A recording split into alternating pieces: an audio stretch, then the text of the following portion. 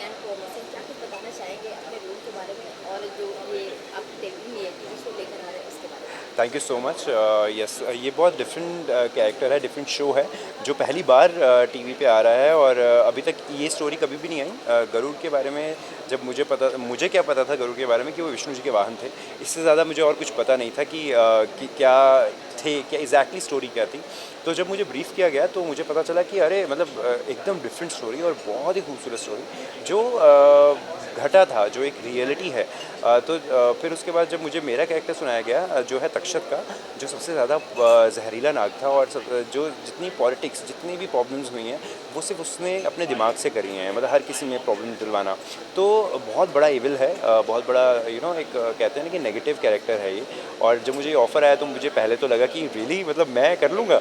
तो फिर मुझे ऐसा हुआ नहीं, एज ए एक्टर ये बहुत इंपॉर्टेंट है करना, क्योंकि मैंने अभी तक जितने भी कैरेक्टर्स किए हैं वो एक दूसरे से बिल्कुल डिफरेंट किए हैं। और टचवुड सबने अप्रिशिएट किया है। अभी जिस तरह से मैंने सोनी सबका ही वारिस किया, ये ज़िद्दी दिल किया था, तो सबने उस कैरेक्टर को बहुत अप्रिशिएट किया। तो जो मुझे बिल्कुल उम्मीद नहीं थी, बट या और मुझे पूरी उम्मीद है कि ये तक्षक का जो कैरेक्टर है वो सबको बहुत पसंद आएगा, क्योंकि बहुत इंटरेस्टिंग है, बहुत सारे शेड्स हैं इसमें। और जो शो है वो तो मतलब माइंड ब्लोइंग है। मतलब शो अगर आप देखेंगे तो आपको लगेगा कि अभी तक हमें ये चीज़ें पता क्यों नहीं थी। Okay, what is the one big reason to say yes for this show? Reason actually honestly बोलूँ तो माइथो से मुझे बहुत हमेशा से डर लगता था, और हमेशा मैं मना कर देता था माइथो करने में, क्योंकि मुझे ऐसा लगता था कि बहुत डिफ़िकल्ट होती है dialogue delivery, costume drama, costumes पहनने बहुत डिफ़िकल्ट है। क्योंकि जो लोग माइथो करते हैं वो मतलब उनके लिए तो उनको सैल्यूट है कि वो किस तरह से करते हैं, क्योंकि ये चीज़ देखने में बहुत अच्छी और ग्रेसफुल लगती है, बट करना वो उतना ही मुश्किल है। तो फिर जब मुझे ये कैरेक्टर ब्रीफ किया गया, स्टोरी सुनाई गई, तो मुझे मतलब जनरली वो बहुत डिफरेंट और बहुत बहुत ही अल्टीमेट लगी। तो मुझे लगा कि मुझे डेफिनेटली ये करना चाहिए, और कैरेक्टर बहुत अमेजिंग है। तो कहीं ना कहीं वो मेरे माइंड में रहा कि इतना नेगेटिव विलन, इतना कमीना मैंने कभी प्ले नहीं किया, तो मुझे डेफिनेटली करना चाहिए। ओके, काफ़ी सारे वीएफएक्स शॉट्स होने वाले हैं, तो कितना मज़ा आएगा? हाँ, तो मैंने क्या अभी तक सिर्फ डेली सोप्स नॉर्मल किए हैं, तो मुझे बिल्कुल भी आइडिया ही नहीं होता कि किस तरह से क्रोमा में आपको परफॉर्म करना है, क्या करना है। तो जो डायरेक्टर है टचवुड, वो हमारे बहुत ही अच्छे हैं, और मुझे उन्होंने बड़ा सपोर्ट किया, क्योंकि मुझे खड़ा कर देते तो मुझे लगता था कि क्या इमेजिन क्या करूँ, यहाँ कुछ है ही नहीं। तो या स्टार्टिंग में थोड़ा सा मुझे प्रॉब्लम आई है, लेकिन यस उसके बाद अभी भी मुझे बहुत अच्छा लगने लगा है। और यस, जैसे इफेक्ट्स की जहाँ बात करें हम, तो वो इतने अमेजिंग आने वाले हैं कि आप बिलीव ही नहीं कर सकते। तो उसी चक्कर में मैंने ये शो साइन किया कि मुझे एक दूसरी दुनिया में जाके अपने आप को देखना है टेलीविजन पे। ओके, कॉस्ट्यूम्स की बात करें, काफ़ी भारी भरकम कॉस्ट्यूम्स दिख रहे हैं, तो कितनी मेहनत लगी इसे उठाने में? कॉस्ट्यूम बहुत भारी भरकम है, इसमें कोई शक नहीं। तो जब 2 दिन मेरा शूट हो गया, तो तीसरे दिन मुझे थोड़ा सा ऐसा लगा कि मैं बीमार हो रहा हूँ, या कुछ तो गड़बड़ है, क्या है। तो मुझे हुआ कि ये पूरा दिन ऐसा लगता है कि 2 लोग मेरे पे चढ़े हुए हैं। तो ये इतना हैवी है कि रात को जाके मतलब होता है कि आप बेहोश हो जाते हो। तो यस, वो बहुत डिफ़िकल्ट है पहनना, बट अभी काफ़ी दिन हो गए हैं तो मैं बहुत यूज्ड टू हूँ। अभी मुझे अच्छा लग रहा है, और मेरे सारे को स्टार्स भी इतना भारी भारी चीज़ें पहनते हैं, तो थोड़ा सा दिलासा हो जाता है आपको। ओके, विदाई में आपकी ऑडियंस देखी थी आपको, पारुल को और सारा को बहुत ही ज़्यादा प्यार दी थी, और ये आफ्टर लॉन्ग टाइम पारुल के साथ काम करके किस तरह से बताना चाहिए? जब मुझे मालूम चला कि पारुल भी ये शो कर रही है, पारुल भी पार्ट है, तो मुझे बहुत खुशी हुई। पारुल भी बहुत एक्साइटेड थी, और आज हम 12 साल के बाद साथ में काम कर रहे हैं विदाई के बाद। और सबसे बड़ी बात ये है कि हम आज 15 साल से दोस्त हैं, बहुत क्लोज फ्रेंड्स हैं, हम सारे फैमिली फ्रेंड्स हैं। और साथ में काम ऐसे करने का मौका बहुत कम मिला, लेकिन यस फर्स्ट टाइम पारुल और मैं साथ में कर रहे हैं, और हम सेम वही चीज़ें कर रहे हैं जो हम विदाई में करते थे। तो आज से आप 12 साल पहले ले लो और अभी ले लो, तो एक भी चीज़ का फ़र्क नहीं आया। वही मस्ती, वही एक दूसरे की टांग खींचना, सब चीज़ें हम वही कर रहे हैं। तो अभी हम लोग यही बोल रहे थे कि वी आर सो ब्लेस्ड कि हम इतने अच्छे दोस्त हैं, और ऐसे सेट पे हम इतनी इतनी मस्ती कर रहे हैं।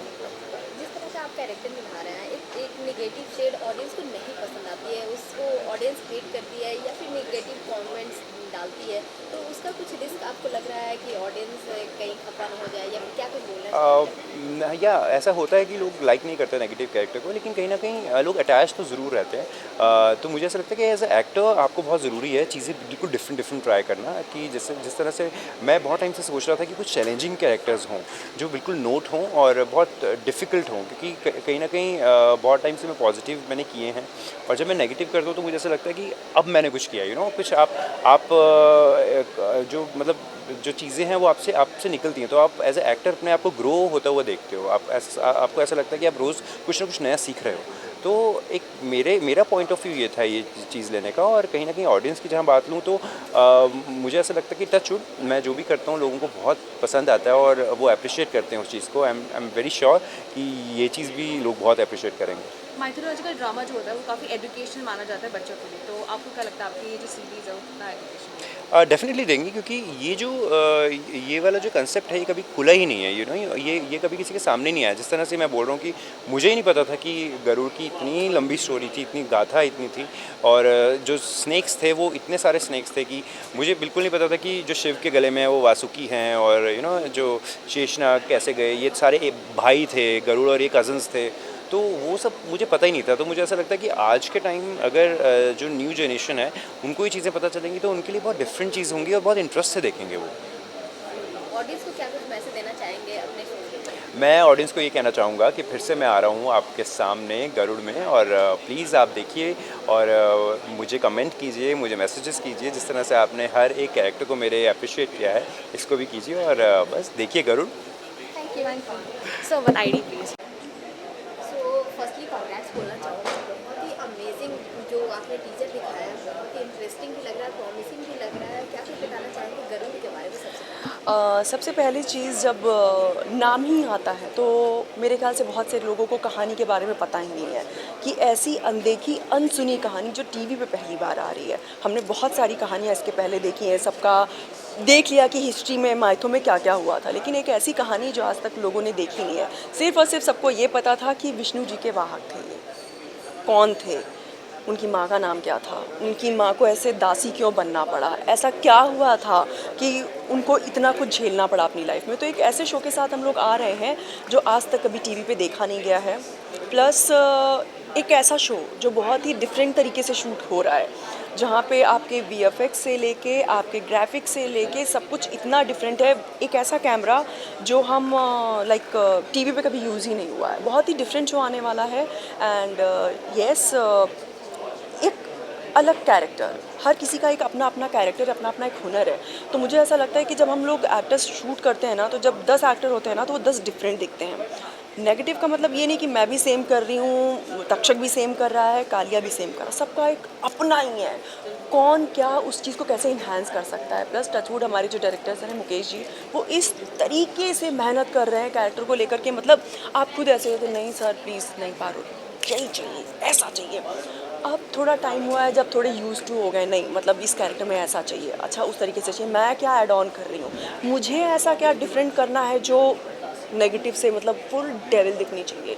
कि मुझे पता है कि लोग बहुत कुछ बोलने वाले हैं मेरे बारे में, लेकिन वो उनका प्यार होगा। अगर वो उस कैरेक्टर को पकड़ के बोल रहे ना ये तो ऐसी है, कैसी हो गई, इसने क्यों किया ये वो, तो मुझे पता है वो मेरे लिए प्यार है, वो मेरे लिए प्लस पॉइंट है कि नहीं एज एक एक्टर वो मैं वहाँ तक लोगों को दे पा रही हूँ। तो इसमें कहीं ना कहीं पूरी टीम का बहुत हाथ होता है, प्रोडक्शन हाउस, माहौल कैसा है। टचवुड माहौल बहुत अच्छा है, बहुत अच्छे से शूट करते हैं, बहुत मस्ती भी करते हैं। इनफैक्ट कभी कभी तो ऐसा होता है सीरियस सीन चल रहे होते हैं ना, वाइड लगा होता है, मैं तो हंसने भी लग जाती हूँ। एंड तोरल बोलती है प्लीज़ सर पारुल को मेरे पास मत खड़े किया करो, उसने फ़न करना है, मतलब ताकि इतना जो कुछ पहना हुआ है और इतने हैवी सीन्स होते हैं कि आप अगर स्माइल भी नहीं करोगे ना तो ऐसा लगेगा कि अरे यार थक गए मेंटली। टचवुड टीम इतनी अच्छी, एक्टर्स इतने अच्छे हैं, प्लस अब मज़ा आ रहा है करने को। आफ्टर लॉन्ग टाइम मैं कुछ ऐसा कर रही हूँ जिसमें मैं इंजॉय कर रही हूँ बहुत ज़्यादा। कैरेक्टर की अगर बात करें, बहुत ही ज़्यादा एक्साइटमेंट दिखा रही है और तैयार भी हैं इस कैरेक्टर को, जो निगेटिविटी मिलेगी उसके लिए भी आप तैयार हैं। जी। जानना चाहूँगी इस कैरेक्टर को लेकर सबसे पहले हाँ मतलब किस बात को लेकर आपने बोला? जैसे ही उन्होंने स्टोरी ब्रीफ दिया मुझे कि मैम ऐसे ऐसे करके है शो, पहले तो मैंने खुद ही जाना कि है क्या ये एग्जैक्टली मुझे करना क्यों चाहिए। तो जैसे जैसे मैं उसकी स्टोरी सुनती गई, तुरंत within 5 to 10 minutes I was like yes मुझे करना है। एंड जब प्रॉपर ब्रीफिंग हुई, डायरेक्टर वगैरह से मिले, तो डायरेक्टर सर ने सिर्फ इतना बोला कि पूरे शो में सिर्फ कदरू का कैरेक्टर ऐसा है जिसमें सबसे ज़्यादा मेहनत करनी पड़ेगी मुझे। तब मेरा मुंह ऐसे था, हाँ मैंने कहा क्यों, बहुत शेड है वो, जिसको बोलते हैं ना वो एक मासूम सी दिखने वाली लड़की वो डेविल में कैसे कन्वर्ट होगी, वो भी अपनी बहन के साथ। तो कह रहे सबसे ज़्यादा मेहनत मुझे कदरू पे करनी है, किसी पे इतनी मेहनत नहीं करनी पड़ेगी, सब निकल जाएगा।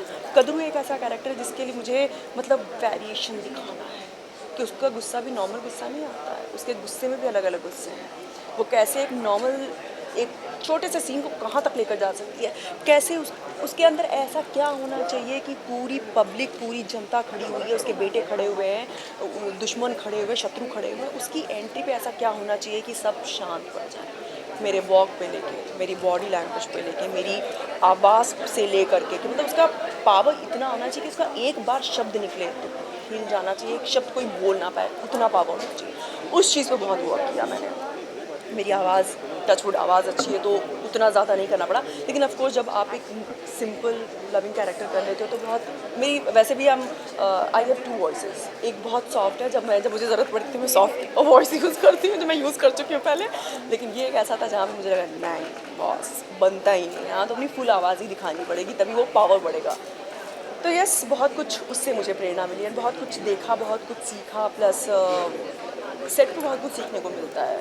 जैसे अंगद है, कालिया है, वो लोग क्या ऐसा डिफरेंट कर रहे हैं, क्या पकड़ रहे हैं, तो उससे बहुत कुछ डिफरेंट मिलता है। प्लस मुझे सिर्फ इतना वो था कि मुझे सिर्फ अपनी आँखों से खेलना था। जब आँखें दिखें, वो दिखना चाहिए कि बॉस ये रानी है, वो डेविल है उसके अंदर। टचवुड उतना सर वगैरह बोल देते नहीं, तू दिख रही है डेविल है, खतरनाक दिख रहा है, मैंने कहा बस वही चाहिए। कॉस्ट्यूम्स और मेकअप की बात करें, काफ़ी अट्रैक्टिव कॉस्ट्यूम है और मेकअप भी काफ़ी अट्रैक्टिव है, मतलब दिख रहा है कि डेविल वाली आंखें हैं। तो ये किसका आइडिया था? कॉस्ट्यूम तो पहले से ही ऑफ कोर्स हमारी क्रिएटिव, हमारे चैनल में जितने भी लोग हैं उनका डिसीजन था कि कॉस्ट्यूम ऐसे ही चाहिए, बिकॉज कुछ तो उनको कद्रू के कैरेक्टर लेके डिफरेंट करना था। बिकॉज पहले जो हमारा लुक टेस्ट हुआ था उसमें सिंपल ज्वेलरी, मैंने कहा ना आई एम हैप्पी यार, ठीक है अच्छी अच्छी ज्वेलरी है। फिर स्पेशली ये ज्वेलरी जब आई तो उसके लिए मेरा अलग से एक लुक टेस्ट हुआ कि ज्वेलरी, मैंने कहा हो तो क्या ज्वेलरी का लुक टेस्ट, आओ तो आप देखो तो आप। तो जैसे मैंने देखा मैंने कहा कि वाह, जब ये हो गया फिर मेकअप मैंने पहले खुद नहीं हाथ लगाया, मैंने कहा ठीक है देख लो आप लोगों को कैसा मेकअप चाहिए। फिर जिस दिन मेरा फर्स्ट डे शूट था, हमारा मोशन पोस्टर था, तो आई वाज लाइक कि चैनल के लोग आए हुए थे, मैंने कहा जस्ट इतना है कि मुझे खुद से मेकअप करना है। तो शी इज़ लाइक कि क्यों ये मेकअप, मैंने कहा यार, तो बोलते ठीक है कैसा सोचा है। तो मैंने उनको कुछ अपने पिक्चर्स दिखाए, तो उन्होंने बोला इसमें ये चेंज, इसमें ये चेंज, मैंने कहा एक बार करती हूँ फिर आप देखो। जब मैंने मेकअप किया तो इट्स लाइक दिख रही है, खतरनाक दिख रही है। प्लस अच्छे अच्छे कॉम्प्लीमेंट्स मिले, जो मैंने मतलब शो मिलने से पहले ही लास्ट ईयर मैंने वेट लॉस किया, बिकॉज मुझे खुद को लगने लग गया था मैं बहुत मोटी हो रही हूँ, बहुत मोटी हो रही हूँ, पूरे चबी चबी से हो गए थे गाल वाल मेरे। तो वो टचवुड ये एक प्लस पॉइंट बन गया मेरे कि जैसे मैंने डाइट चालू किया उसके 4 से 5 महीने बाद मैंने ये इस शो का ऑफ़र आया, तो मैंने कहा नहीं परफेक्ट है उस चीज़ के लिए। फिर चैनल से भी आ गया कि नहीं शी इज़ लुकिंग, मतलब पहले वो ब्यूटीफुल दिखती थी, अभी शी इज़ लुकिंग हॉट। तो वो बहुत अपने आप में ये कॉम्प्लीमेंट है जो इस कैरेक्टर के लिए भी चाहिए था, प्लस मुझे अपने लिए भी चाहिए था कि नहीं अभी जब कम बैक कर ही रहे हो तो एक डिफरेंट पारुल चौहान लोगों को दिखनी चाहिए, तो जो अभी तक लोगों ने देखी है। तो डिफरेंट पारुल चौहान दिखने वाली है, ऑडियंस से क्या कुछ एक्सपेक्टेशन होगी ये जानना चाहूँ। बिल्कुल, देखिए एज ए एक्टर आप अपनी जो जनता है, अपने फैंस है, उनसे उम्मीद नहीं रखोगे तो किससे उम्मीद रखोगे। तो मैं मेरी तरफ से, जो मेरे टीम, जो भी को एक्टर्स हैं, उनकी तरफ से बिहाफ में आप लोगों से सिर्फ इतना कहना चाहूँगी, एक ऐसा शो जिसको आपने आज तक देखा नहीं, आपको प्रोमो से ही समझ में आ गया होगा कि कुछ तो डिफरेंट दिखने वाला और प्लस उस लेवल का शो जो आज तक टीवी पे आया ही नहीं है, जो जितनी मेहनत यहाँ पे हम लोग कर रहे हैं। अभी मैंने सर ने भी बोला कि जो हम लोग ग्राफिक्स या जो भी VFX वगैरह जो भी यूज़ कर रहे हैं वो अलग ही लेवल का है। वो कैमरा जो हमारे ही पास है, इंडस्ट्री में कभी यूज़ ही नहीं हुआ है, एंड कैम कभी किसी ने यूज़ नहीं है कि हम वो कैमरा यूज़ करने वाले हैं, तो बहुत ही हर तरीके से बहुत डिफरेंट होने वाला है। तो येस, थोड़ा है, थोड़े की ज़रूरत है, बस प्यार देते जाइए और कुछ नहीं चाहिए, TRPs बढ़ाते जाइए। Thank you so much. Thank you. मैं बोलना चाहूँगी बहुत ही ज़्यादा अमेजिंग जो प्रोमो दिखाया है आपने, लग रहा है प्रॉमिसिंग भी लग रहा है, ऑडियंस को उत्सुकता हो रही है गरुड़ के बारे में जानने के लिए। ये जो गरुड़ है उसके बारे में क्या कुछ आप बोलना चाहेंगे, आप कैरेक्टर प्ले करते हैं इसका? फर्स्ट ऑफ ऑल अगर आप गरुड़ को देखोगे तो आपको, अगर आपने पोस्टर्स देखे होंगे तो उससे ऐसा लगेगा कि पता नहीं ये बंदा क्या क्या कर सकता है, बट ये बहुत ही ज़्यादा अंदर से हम्बल है और अपनी माँ की बहुत ज़्यादा बातें सुनता है। अगर आपने फर्स्ट प्रोमो देखा होगा जहाँ पर मेरा लुक रिवील किया है, वहाँ पर माँ ने कहा गरुड़ तुझे मेरी सौगंध तो रुक जा, तो वो हवा में ही रुक गया और वो नाग माँ को उठा के लेकर भी चला गया। एंड वो कुछ नहीं किया गरुड़ ने, वो चाहता था उस नाग को वहीं का वहीं मार सकता था। सो उस लेवल की अंडरस्टैंडिंग है माँ और बच्चे के बीच में, माँ और गरुड़ के बीच में। उसके अलावा ये बहुत ज़्यादा पावरफुल है, बहुत ज़्यादा इम्पैक्टफुल है और सब कुछ कर सकता है ज़िंदगी में। विष्णु जी का वाहन भी है जो अपनों को पता है। सबसे मेन प्रॉब्लम ये थी कि मुझे पता ही नहीं था कि गरुड़ कैसा होगा, बिकॉज जब गरुड़ कहते हैं तो मुझे पक्षी याद आता है और मैंने रिसर्च की, मुझे कुछ नहीं मिला, बट अब आई होप मैं इतना जस्टिफाई करूँ उस कैरेक्टर को कि अगली बार अगर कोई गरुड़ सोचे तो उसे फैज़ल याद आए। आपको विंग्स को लेकर क्या कुछ बोलना चाहेंगे? आप जो जिस तरह से विंग्स दिखा रहे हैं वो बहुत ही ज़्यादा रियलिस्टिक लग रही है, आपको कितना कैरी कर पाना मुश्किल है या फिर क्या बताएं? विंग्स की बहुत चर्चा चल रही है, जितना शायद हाँ, हमारे शो की नहीं चल रही है। हमारे सेट पर बहुत सारे आसपास जो सेट है उनके आर्टिस्ट एक्टर्स जो है वो देखने के लिए आते हैं विंग्स कैसा है इसके बारे में बहुत सुना है।